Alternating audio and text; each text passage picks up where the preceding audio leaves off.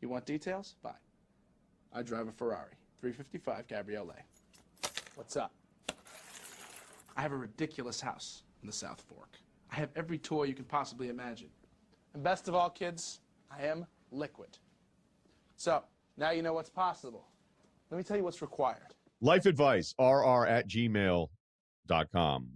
I appreciate all the great feedback we got on having Josh on last week, investment-wise. I know that whenever it comes to that kind of stuff, there's going to be differences of opinion, philosophies, whatever. I always hope people have an open mind about it, realizing like it doesn't mean, I've watched him on TV a bunch. I've disagreed, and I know that I'm armed with far less information and insight and experience in the business about that. So I think that's kind of cool that almost all the feedback I got, even if some people had some issues about some other things, just some of the different things that we're going to try to do from time to time. I mean, I probably don't do it enough, but I'm always trying to find like the right person. The right person, I think, is both a good guest for just the podcast in general.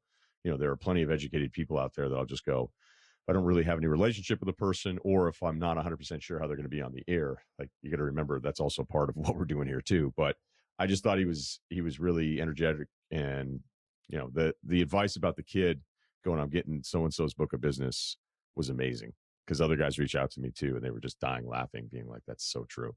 So there you go.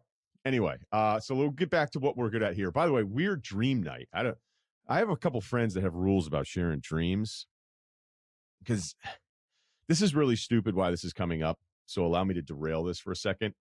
But guys have had an argument in my friend group of college for years about what would be worse, being in jail or being at war. And I'm like, give me war 100 out of 100 times. And guys are trying to tell me like, no, not at all. And then I had one of those weird dreams where I was in jail, in and out of it all night. I think it's because I got done taping Kyle so late. Like I finished with Bill almost 10 hours ago. So I ate really late after that podcast, and then I went to bed. It was one of those deals where you're in bed, and I remember the dream perfectly. And then I would wake up and be like, that sucks. I'm in jail. And then you're like, oh, wait, I'm not. That was a dream. And then I go right back to sleep, and it was like going back to jail. And it was just so weird, Kyle, because jail was like, it's not that bad. Like, trust us. We get a bad rap. You'll like it here. And I was like, I don't think I'm going to like it. Was it like longest yard jail? It was kind of like the in-between part before the real part. But the in-between part, everybody's like, a lot of that's just social media. It's not that bad. You're going to like it. I was like, I'm not going to like it. I'm not going to like it here. And then I would wake up and be like, oh, all right. And then I'd fall back asleep. And then it was one of those deals where I knew the whole time. I'm like, none of this is real. You're just asleep again. It was weird. That is weird.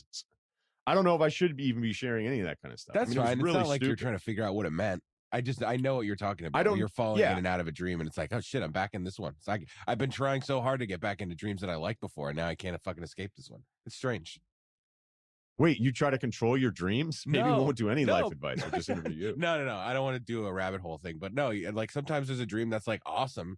And like, like I said, like I used to have a dream where I was like a football, like I got like superpowers and I was like a football player, and like I just didn't tell anyone. And I'd be like, damn, I'd love to be able to go back to that dream, but now the only dream you go back to is jail. That sucks. I mean, there's other stuff to it, but I'm not going to bore everyone to death with it. I don't think it meant anything other than I ate food really, really late. And I also watched The Wire when I fell asleep. I was watching the Amsterdam episodes again. So maybe that's all part of the programming. But it was just so annoying because I go, this isn't real. Like, none of this is real. And then guys just telling me over and over and over again, like, it's cool. I'm like, no, it's not cool. Anyway, I would still take war over jail just for the gear alone. Okay, life advice. I'm not going to use any names here. I need your advice. I'm a 22-year-old 5'10" black guy in a white city, which helps my odds with both black and white girls in a medium-sized white city. You know what? My man here is absolutely right about that. I've heard this and I've seen it, and my man is using the stats to his advantage. I'm a handsome dude. I'm young, and I work for. Don't say that. Okay, we'll leave it out. Just started a gig where he's in management, $75,000 a year. Easy check, great salary, especially for my age. Yeah, you're doing great, man. 22. I feel like I'm rolling in money, We'll start putting some of that away and listen to the Josh Brown episode. I've always been good with women and attracted dimes, TBH. Wow. Why are you writing in? I can see why this guy's in management.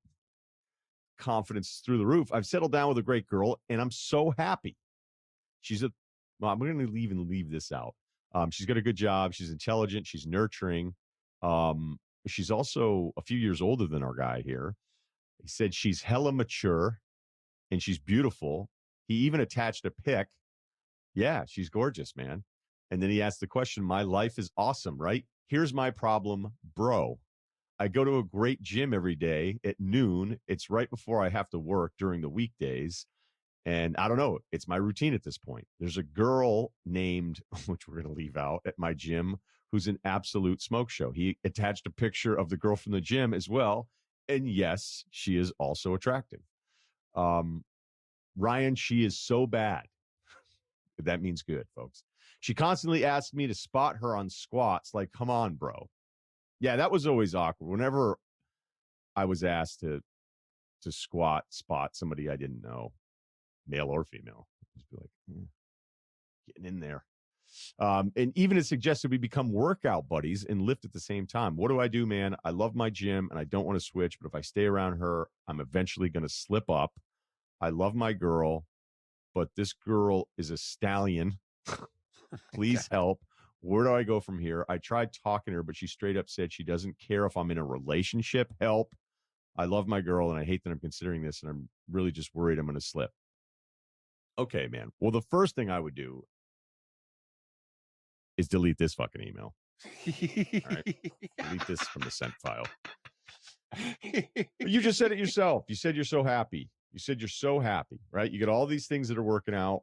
When there's a lot of people, you'll have this lane's working out, this lane's working out, this one isn't. It sounds like you got a lot of lanes checked off here. You have good perspective around you. You obviously know if this female at the gym was telling you, like, she doesn't even care it's your relationship, she's telling you it's on. And I think the fact that you're even worried about the gym part, like my prediction, I would bet money that you're going to slip up here.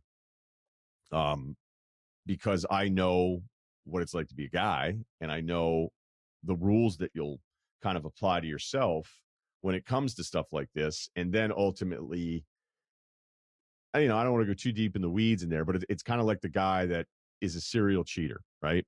And he'll say like, well, if it's not in the same town, okay, that's a qualifier. So now he's mentally conditioned himself to think that he's not. It's it's not a lie if you believe it. It's, well, if we're not in the same town, when kids were younger, guys would be like, man, different area code doesn't count, and that kind of stuff, which is all ridiculous, but it's immature, and people say stuff like that. And then it'll be somebody's with somebody serious, but they're still doing something, and they go, well, we're not engaged yet.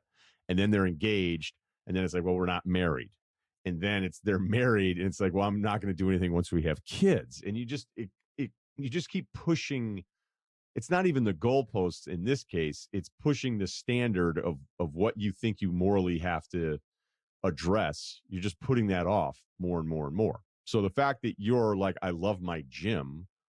Well, what do you love more? You love the girl that you're currently with or your gym? And if the answer is your gym, then maybe you don't like the girl that you're with now as much as you thought. You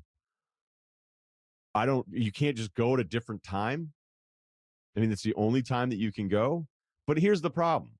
And I know this, and most of us men are wired this way. Even if we're in a relationship where we know we're not going to screw up, we like that attention. We like, if you're the guy in the gym that the hottest girl in the gym is talking to, you like that. It's an ego boost. It makes you feel better about yourself. And it's all temporary and it's all bullshit. But in the moment, it just feels great. And you clearly still need that.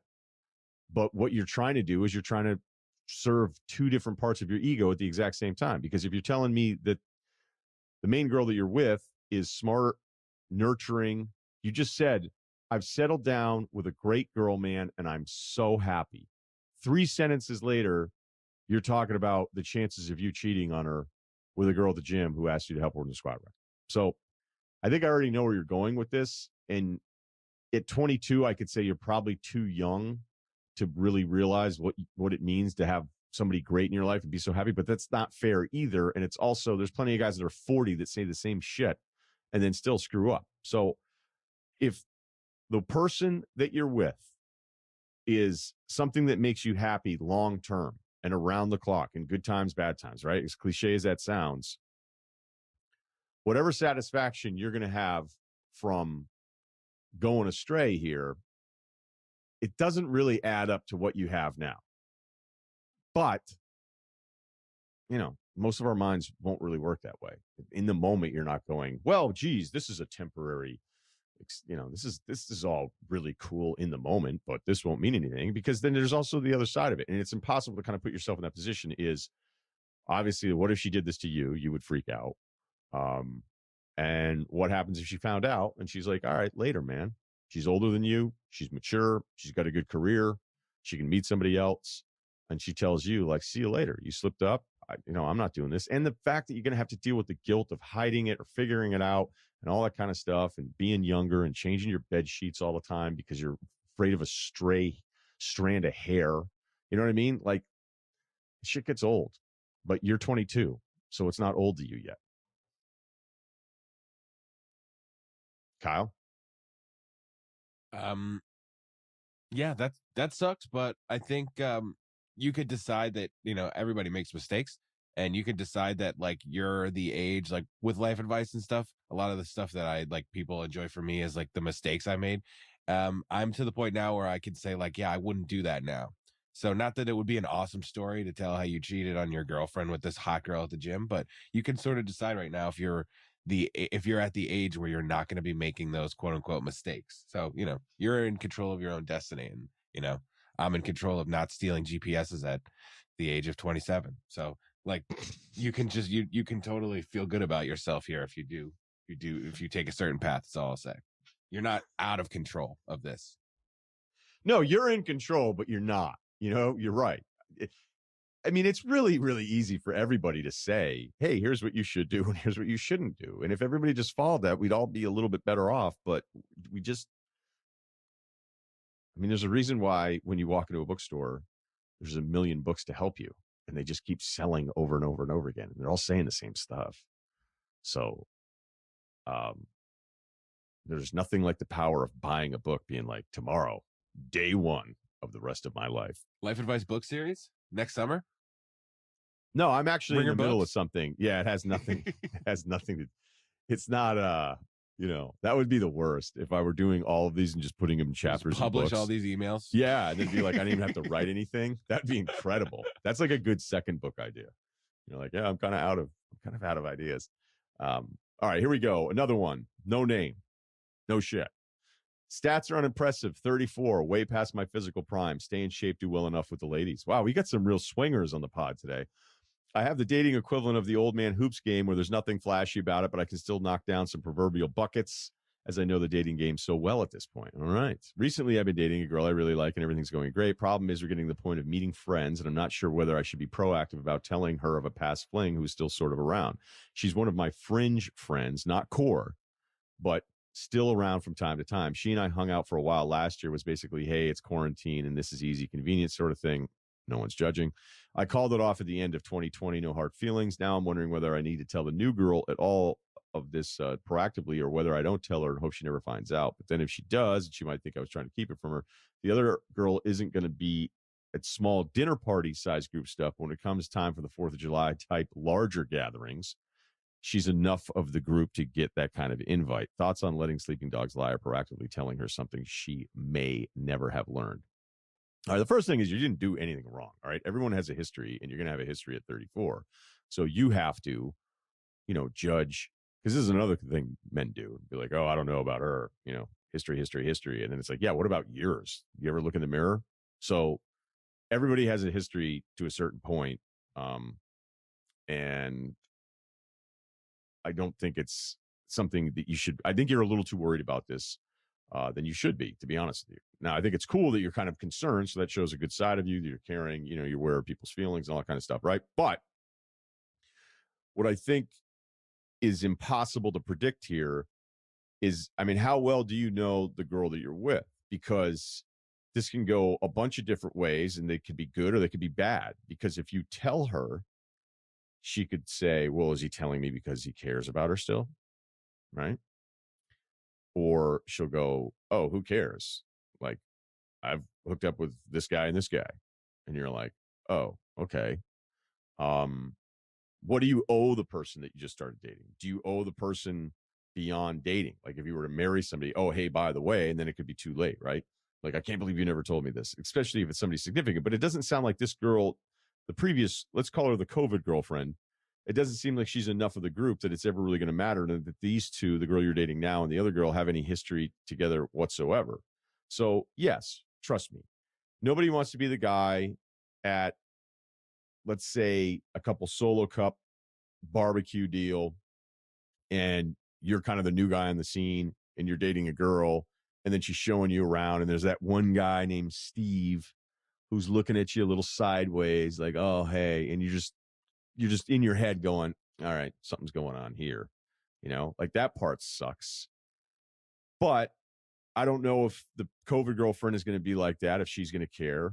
And I don't know if the new girl is going to care, because the other part of it, she could just say, what are you talking about? Like, I don't care. We didn't know each other then. Why are you even telling me this? Right.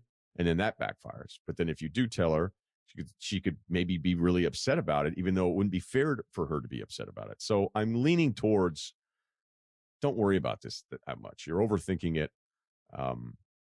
If it comes time where you become really, really serious with the new girlfriend, I mean, really calculate how many other times you're going to run into this person because you're in a town. Like I think of a town, I don't know. If you were you could be in a major city, but whatever your social circle is, if you're going to run into somebody from time to time, like I don't know that you have to go over everything historically with somebody that you're with, especially if there's no overlap at all. So I would not do anything on that one.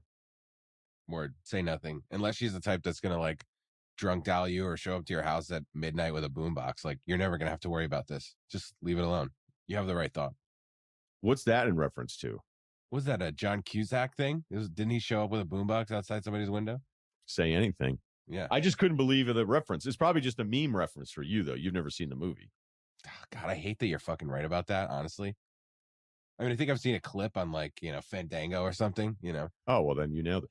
See it. Watch it with your girl. You'll like really? it. Okay. It's one of the first. It was a very weird thing for when it came out because it was the first kind of rom-com that guys liked. It's one of my favorite movies ever. I love it. Yeah. Really? I love that movie. Oh, yeah. shit. They did a rewatchables with Apatow on it, didn't they? I know that. I mean, I don't watch every rewatchable movie, but yeah. I'm telling you, you'll like the movie. All right. Good to know. I'll put it on the list. Now, like a lot of millennials, you're probably, do we have Cerruti with us yet or no? What up? Have you seen Say Anything? No. I mean, Yeah. I get the reference, but you know me, I kind of have that policy that like nothing holds up. Yeah, Like, Cerruti everything's hates dated. anything historically in film because he just is like, wait, landlines? This movie sucks. You think nothing holds up, so he hates all movies. Well, that was also in the 80s, right? That was an 80s flick, right? Yeah. I also have the anti-80s thing going, so there's really a lot of things going against me watching that movie. Where are you on Cusack? I kind of like nothing Cusack. Like he doesn't really move the needle for me, but I don't dislike him, I know my dad really liked that movie where he thought he was an alien. What was that? What was it called? I forget. I don't know. It was some movie where Cusack, that was my first Cusack movie I ever remember, and he just thought he was an alien. I got to tell you, you're stumping me here a little bit here. Martian Child? No. John Cusack alien movie. I must have missed this one. You're telling me this was an 80s movie? No, it was like newer. Oh, the kid. He adopts a kid who thinks he's from Mars. Maybe that was it. 2007? What was that called? Yeah. Martian Child. I think that's it. Yeah, that's what we called it 2 For minutes some ago. reason, my dad liked that movie. That's my memory of John Cusack.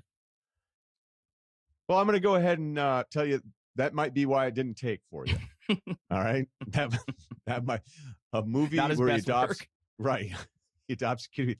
We get a 35 on Rotten Tomatoes on that one.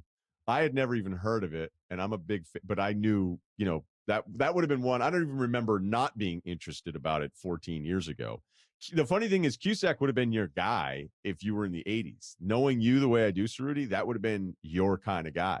You would have been like, oh yeah, Cusack's in it. Done. First night. Who's Who's the Cusack comp to like 2021 then? I'm not going to say he's at Tom Hardy's level, but you would have defended Tom. You would have I'm telling you, Tom Hardy's a different seeding for you, but you would have really liked him. You'd be like, oh, Better Off Dead? In. Saw it twice. That's a huge compliment to Cusack. Wow, I love Hardy. But I can't really compare anything to Hardy, so that might have been a mistake. I'm trying to think of like a secondary movie person. Was he like a was he like a Ryan Gosling kind of type? Was he like the good looking dude who was in all those movies? I think he's like a between, because it wasn't like Gosling. I can't figure out Gosling for the life of me. If this guy's like really who he is, he might be the coolest guy of all time. I mean, Hardy, I don't know. I'd be afraid of where that was going to go that night if you were hanging out with him. And I think Hardy would be incredibly unimpressed with everyone around him, where I think Gosling would give you a chance, see where it went. Where Cusack, are you a big Paul Rudd guy? Yes and no. It depends on the movie.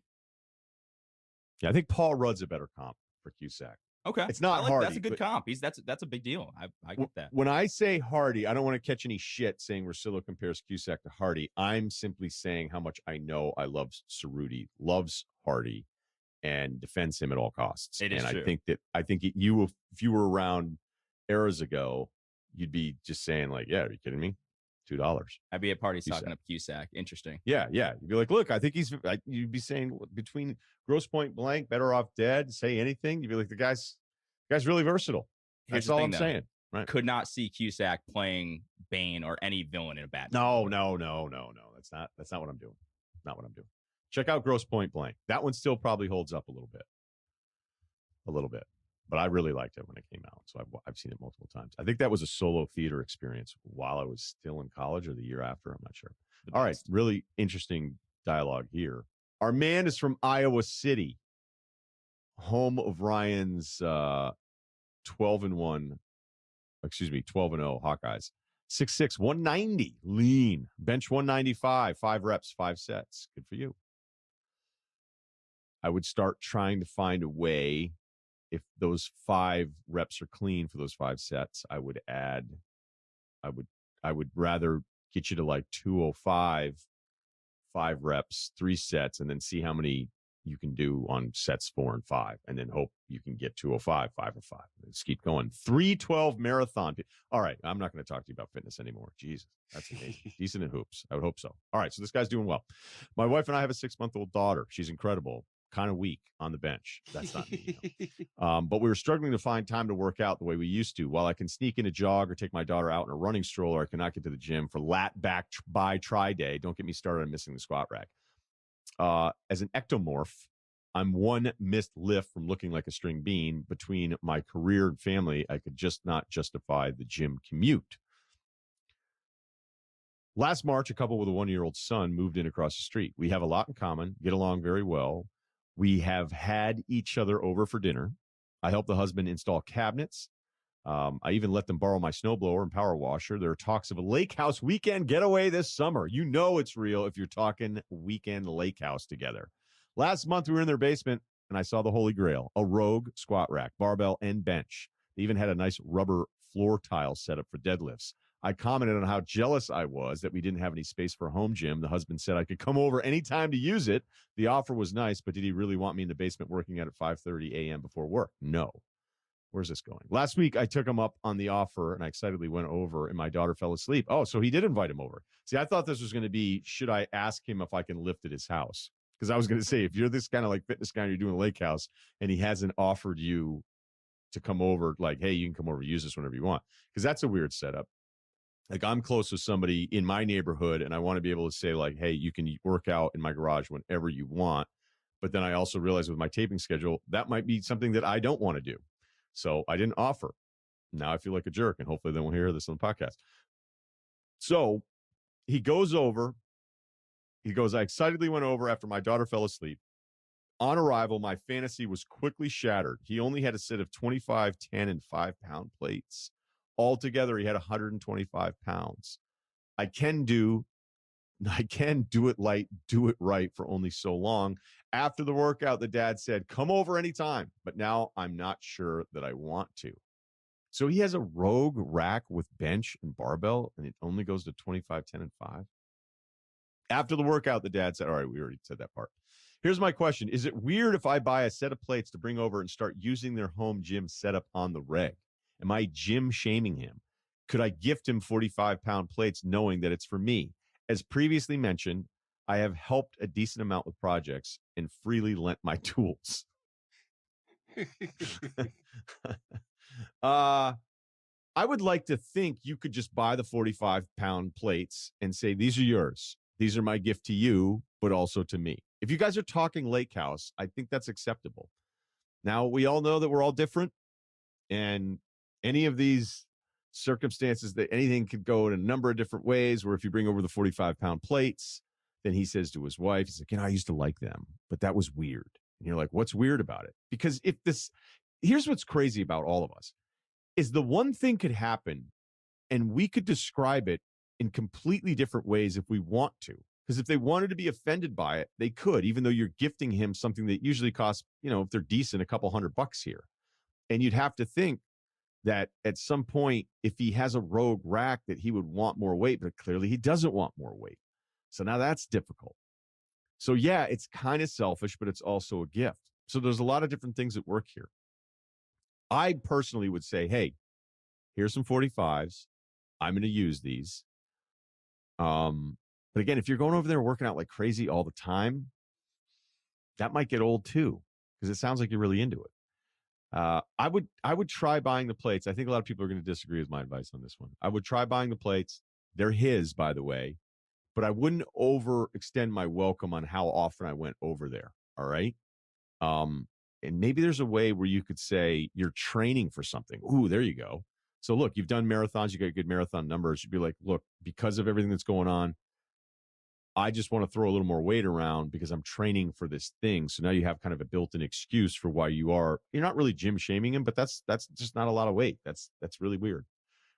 That's really weird that you have this nice setup and pay for this kind of stuff, but not want a little bit more weight. So good luck. But you know what? There's another part of this that kind of got me thinking.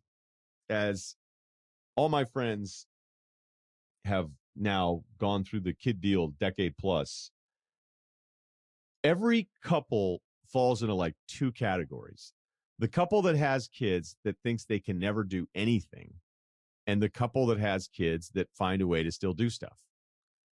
And I know not all kids are created equal as far as how difficult they can be, but I feel like there's couples that I'm very close with that want to be just shut down forever. Like, oh, we got kids, we can't do anything.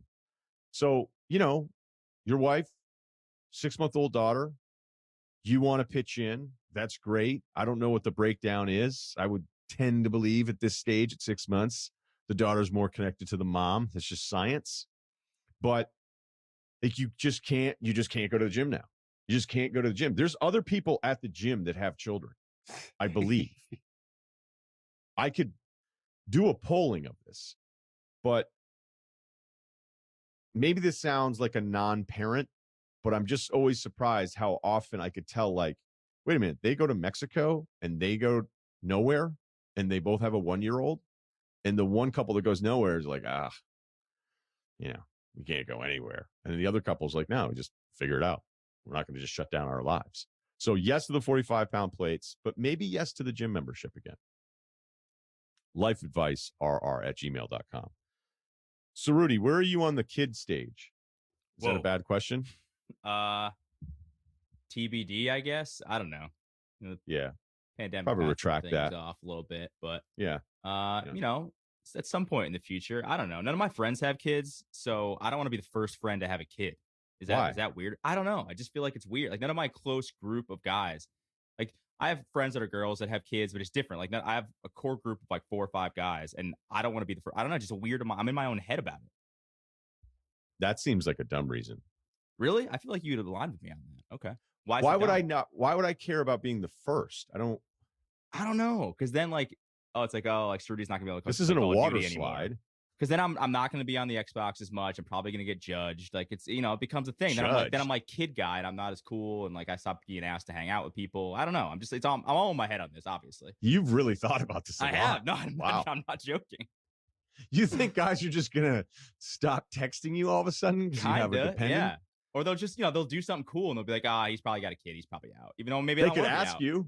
Yeah, why can't they? Why don't you send a preemptive kid text to be like, hey, just in case I have a kid before anyone else, I don't want to be de-threaded. Maybe this is all I'm clearly in my own head because I don't think my friends would actually do that, but it just I don't know.